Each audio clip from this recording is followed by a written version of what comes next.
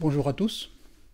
Je vais vous parler du rituel et de la cérémonie que nous faisons après Zazen.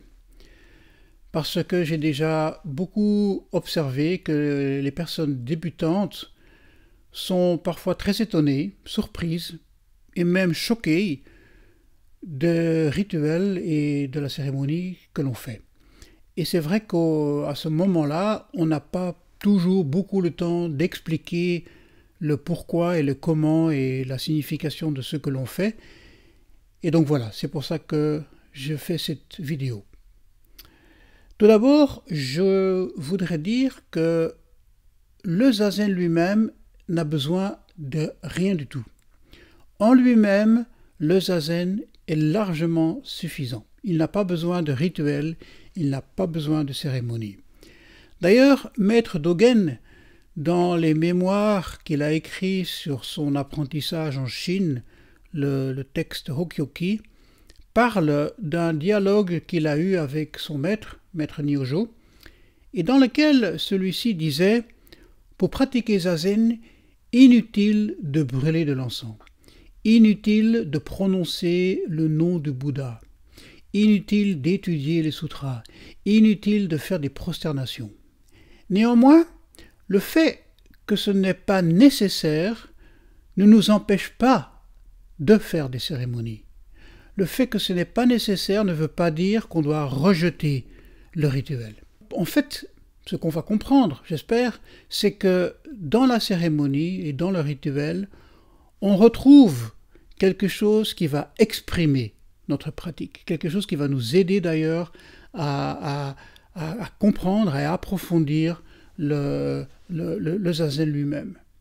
Néanmoins, avant de commencer, j'aimerais beaucoup vous lire un extrait d'un philosophe belge, Herman de Dijn, un philosophe néerlandophone, qui a écrit un livre rituel et qui a comme thèse fondamentale que l'être humain, fondamentalement, essentiellement, est un être de rituel.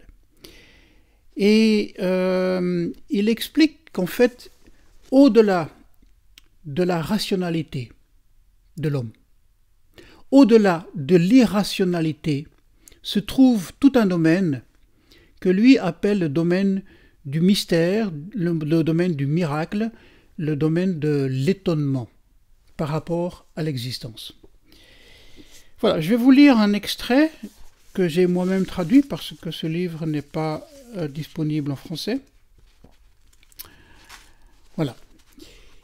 Qu'il y ait des limites à la rationalité ne signifie pas seulement ou pas tellement qu'il y ait beaucoup d'irrationalité. Il y en a effectivement. Cela signifie surtout que dans les domaines centraux de la vie, les gens ne sont pas du tout axés sur une vision plus rationnelle ou une action plus rationnelle instrumentale. Ils se concentrent sur quelque chose de tout à fait différent, sur le sens, sur le bien, la plénitude, le sublime. Il discerne deux formes de ritualité. Une ritualité qu'il appelle faible et que tout le monde de nous connaît et que l'on organise nous-mêmes dans notre vie quotidienne. La façon dont on se lève le matin, dont on se brosse les dents, dont on prend le petit déjeuner, la façon dont on va au travail, le travail lui-même, tout ça est encadré dans un contexte qui est ritualisé. Et cela donne précisément sens à ces activités. La ritualité forte est une ritualité qui se situe hors du contexte quotidien. Et là, je vais lire un deuxième extrait. Une ritualité forte peut être à la fois de nature religieuse ou non religieuse, même si les rituels non religieux sont souvent issus d'un contexte explicitement religieux. L'enterrement ou la crémation des défunts et les rituels du thé japonais en sont des exemples. La ritualité forte se situe en dehors de la sphère quotidienne et pragmatique. Les rituels sont mise à part. Et cette mise à part nécessite des vêtements spéciaux, des lieux et des moments particuliers, des gestes spécifiques. C'est certainement vrai dans le cas des rituels religieux. Voilà. Donc, on peut vraiment dire que les rituels que nous faisons, les cérémonies que nous faisons, sont de cet ordre de la ritualité forte. Donc, la thèse centrale de Herman de Dijn est que les rituels donnent sens, signification aux activités de la vie, à la vie elle-même. Néanmoins, vis-à-vis du zazen, j'aimerais rajouter que le zazen lui-même possède, est porteur de ce sens. C'est quelque chose que l'on peut vraiment ressentir en soi, dans son corps, dans son âme, que ce qui se passe au niveau déjà de la méditation. Donc, encore une fois, le zazen lui-même n'a pas besoin de ce surplus pour exprimer le sens lui-même. Néanmoins, ce sens est un peu caché, est un peu mystérieux, est un peu quelque chose que l'on ne peut pas vraiment bien saisir. Et justement, le rituel va nous aider à exprimer quelque chose de très profond que tous ressentent pendant la méditation et qui s'exprime pendant les cérémonies. D'ailleurs, ça me fait penser au fait qu'on pourrait même dire que le zazen lui-même est un rituel. Ce n'est pas une action quotidienne banale. On peut vraiment dire dans la façon dont on entre dans le dojo, que l'on bouge à l'intérieur du dojo, la façon dont on va s'asseoir, les gestes que l'on fait, les habits que l'on porte, tout ça nous montre que le zazen lui-même est un moment qui est vraiment de l'ordre du rituel. Alors, en plus, ce qui me semble important, c'est de bien comprendre le moment dans lequel on fait ces rituels. Donc après le zazen, il y a là un moment charnière intéressant entre d'un côté le silence de la méditation, longue, 1h30, et le vacarme de la vie quotidienne. Le moment charnière entre l'immobilité de la posture de zazen et les mouvements de la vie quotidienne. Entre ce moment très fort de concentration sur soi et le moment où on va retrouver les autres, le contact avec les autres. Et donc la cérémonie va justement s'inscrire dans ce moment charnière, va être au cœur de ce moment pivot où on va petit à petit d'un domaine vers l'autre domaine. Alors concrètement, que se passe-t-il pendant ces rituels? Je vais suivre un peu la chronologie. Tout au début, on commence en faisant une offrande d'encens. Alors l'offrande d'encens, c'est un moment de respect. On exprime notre respect pour ce qui se passe dans le dojo. C'est aussi un moment où on va rendre palpable la rencontre qui existe vraiment dans le rituel entre les pratiquants, entre les participants. Ce geste tout simple de brûler de l'encens exprime cela et fait que l'atmosphère devient paisible, l'atmosphère devient profonde, qu'il y ait un moment fort d'énergie.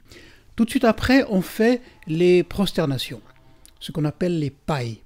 Pai, c'est un moment où on fait donc gacho, les mains jointes, où on se prosterne au sol, le front au sol et les mains qui vont en direction du ciel. En fait, c'est profondément, encore une fois, un geste de respect. On pourrait même dire que c'est une sorte de salutation. Il y a là une sorte de rencontre avec justement ce côté impalpable, ce côté inexprimable de notre pratique. Dans la prosternation, il y a une sorte on s'en remet à quelque chose de plus grand que nous, qui est au-delà de nous-mêmes, et on fait confiance à cela.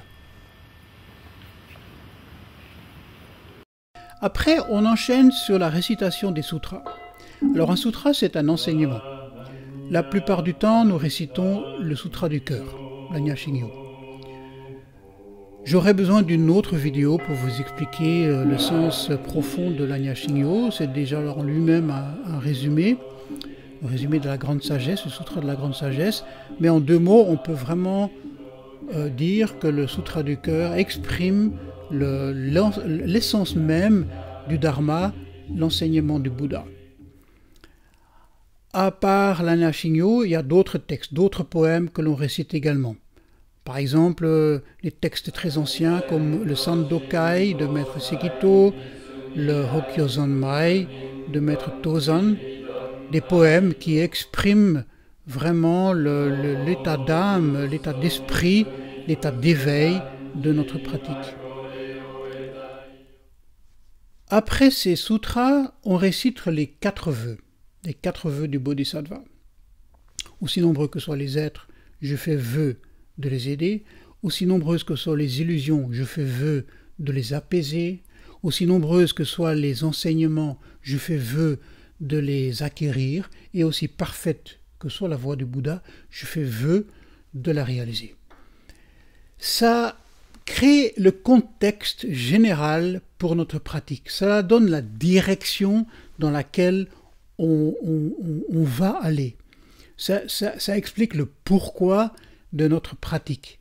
Et c'est bien de se remémoriser ces vœux à la fin de chaque zazen.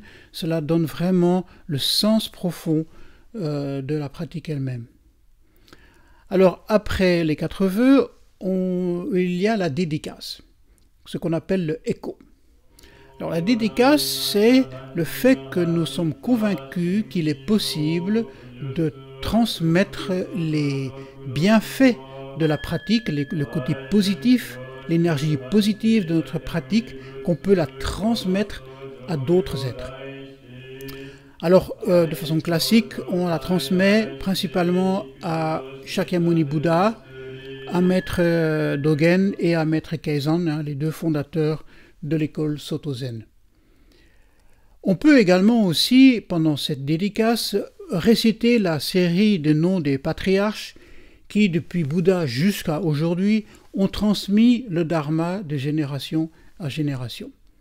On se remémorise cette lignée et on le fait par respect pour tous ceux qui nous ont précédés dans la pratique. On arrive à la fin, on retourne face à l'autel, on refait une offrande d'encens, une sorte de remerciement, on pourrait dire, pour le rituel qui vient d'être accompli, et on termine avec, encore une fois, les 3 prosternations. Encore une chose, c'est la langue dans laquelle nous récitons les sutras. Donc le Anya Shingyo, on le récite en vieux chinois, le Sandokai, on le récite en japonais, le Hokyozanmai aussi, les 4 vœux, etc. Alors c'est sûr qu'on peut se poser la question, mais quel est le sens de réciter ça dans une langue étrangère? C'est sûr que pour les personnes qui viennent la première fois, les débutants, etc., mais même parfois les anciens, réciter un texte dont on ne comprend pas le sens est un peu absurde. Ça, c'est tout à fait exact. Maintenant, il faut bien se dire que la toute première fois où j'ai lu l'Anya Shingyo en français ou en néerlandais, je ne sais plus, pour moi c'était du chinois. Je comprenais rien de rien à ce texte. Et c'est sûr que c'est venu petit à petit. C'est pas quelque chose que l'on acquiert tout de suite, tout d'un coup. Il y a un travail d'étude, il y a un travail de maturation qui se fait grâce au zazen aussi, et qui fait qu'on pénètre petit à petit le sens profond de ces textes. On a fait des expériences en récitant le texte de l'Anya Shingyo en français. Bon, c'est une expérience intéressante. C'est vrai que l'avantage de le réciter en français nous amène plus proche du sens, mais quand même avec le risque que très vite le mental va prendre le dessus et va s'attacher aux mots que l'on exprime.